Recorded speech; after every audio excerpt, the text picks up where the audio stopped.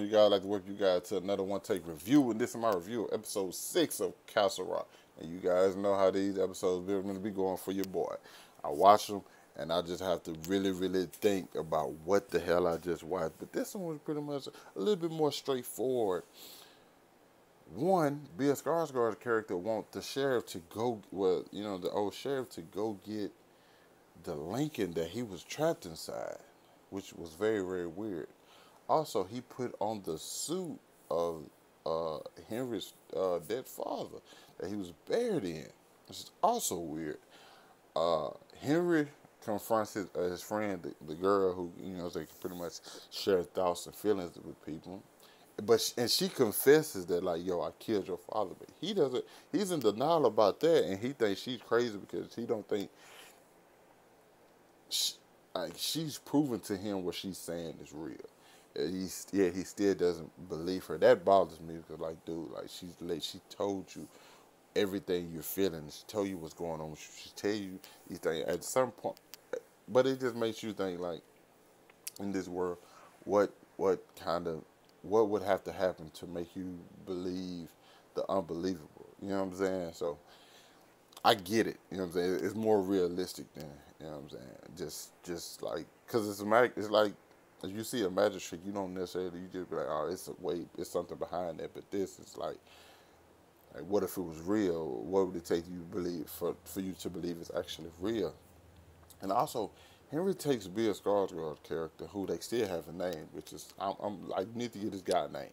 Okay, this anything you come up with, Demon Child, Devil, Nate, Griffin, I don't care. Just give him a name. So he takes him to, like, the psychiatric hospital, and while the sheriff is off getting the Lincoln, he hears on the radio, hospital goes up in flames. 8 of the staff members are murdered. 6 of the residents well, 8 of them. Now I ain't gonna say murder. 8 of them died. 8 of the staff members died. 6 of the people in there, the patients died, and the rest of them, is like 3 of them escaped. I want to say, or I think it was 3 of them. I think 3 of them escaped. And so that's where he was at. And when he first goes there, the crows are following, then they just fall into the ground. This guy brings death where he is a walking plague, okay? Wherever he goes, death follows, trouble follows. I don't know what it is about him, but that's just his MO. You do not want to be around this guy because he gave a guy cancer in the lungs, pancreas, like come on, bro, this guy is a plague. Yet he said he can help, what's the name's mother. And now we don't even know what happened to them. I think I might have skipped some stuff and just jumped it. But yeah, we don't even know what's going on with them, because what's the name comes back like, yo, the car be here tomorrow. And what's the name, like, you should have never left me in that trunk, which is crazy, because I'm thinking, what do you mean? I get what you're saying.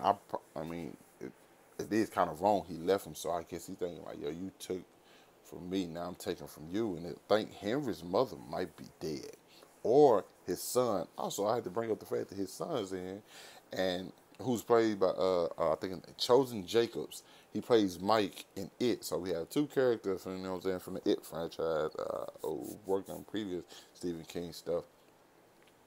So he plays Henry Deva's son, they really have no connection because his father never really comes to see him and stuff like that.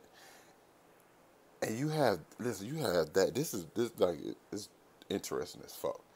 Everything's interesting as fuck. It's just, you just don't, even without knowing necessarily what's going on with everybody and what everybody's abilities are and how everything's connected, you still are connected to the story, because I think it's still a good story. With the characters and whatnot. And so Henry is going off into the woods trying to see why my dad used to take me off into the woods. You know what I'm saying? What was this I was hearing? Then he found 2 guys that was at his dad's funeral, and they confronted me like, yo, you can. It's like a sense or something that you can hear. You can hear God talking to you. So you have to block out everything. And so he locks him up in there. And I think Henry's going to, like, a lot of memories going to fall back in, and he gonna understand some more stuff. We don't know who's dead in the house, if anyone's dead, or they're just hiding. We don't know what's going on with it. It's a lot of stuff. This episode was a lot to take in, and I think everybody played a big part in it, because you have Henry's mother talking about how she goes from place to place. She goes from past to present. You know what I'm saying? To even like in the, I don't think she said future, but like I know she said past and present. And like she used the chess pieces to like remember where she's at, and so it's a lot of things going on in this episode. But I think it was more of episode was like, okay, now we're moving into, I don't even know where this thing is going to even end at. Like what happens to Bill Scar? He's a like the guy's a walking plague. Does the Henry realize that? Does the girl realize it? Like, does Henry wind up believing her? And does he tell on her? Like, does his memories come back from what happened? Does he remember he wanted his dad dead? Why did he want his dad dead? It's a lot of different things. It's a lot of questions that need to be answered.